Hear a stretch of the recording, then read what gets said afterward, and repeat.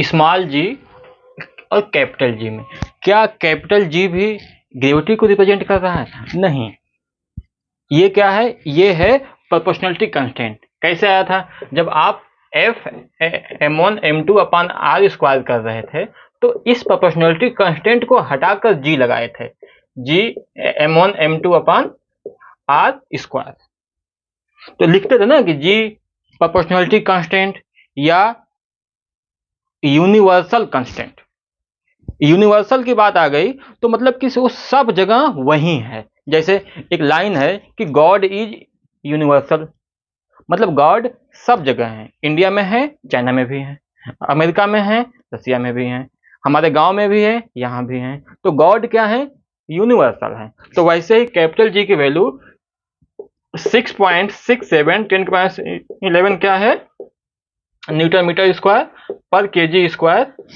ये सेम है हमेशा। ये क्या है भाई? यूनिवर्सल कांस्टेंट है। आपका क्वेश्चन ये था कि आप कह रहे हैं कि जी बदलेगा। हाँ, जी बदलेगा।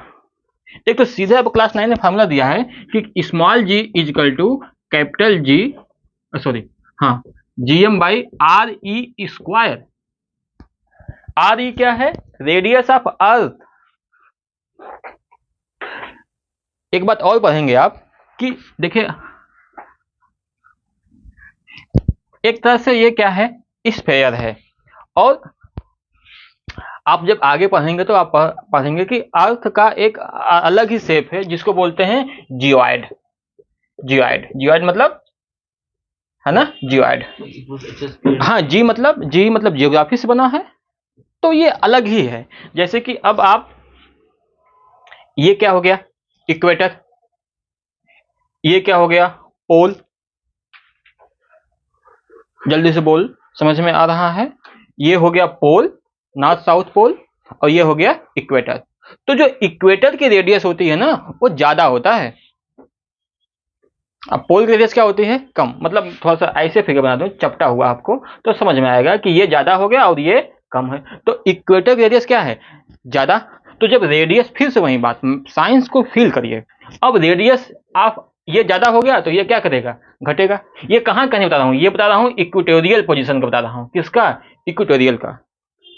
और जब पोल पे जाएंगे तो क्या होगा? आर ई घटेगा, है ना? तो ये क्या करेगा? जी, कैपिटल जी, स्मॉल जी क्या करेगा? बढ़ेगा। मतलब मैं ये कहना चाहता हूं कि जी की वैल्यू इस इक्वेटर पे कम, क्योंकि रेडियस ऑफ अर्थ वहां पे क्या है? ज्यादा। तो रेसिप्रोकल है। तो इस केस में जब ये ज्यादा होगा तो ये क्या होगा? कम। देख लीजिए, जब ये ज्यादा हो रहा है तो ये कम हो रहा है, और जब ये कम हो रहा है तो ज्यादा हो रहा है। बात समझ में आ रही है? इसीलिए, और एक बात और है, अब जब आगे जाएंगे, आगे आगे मतलब क्लास 11th में, तो वहां पे स्मॉल जी के साथ रिलेशन आएगा कि capital G M M by R E plus minus H का होल स्क्वायर।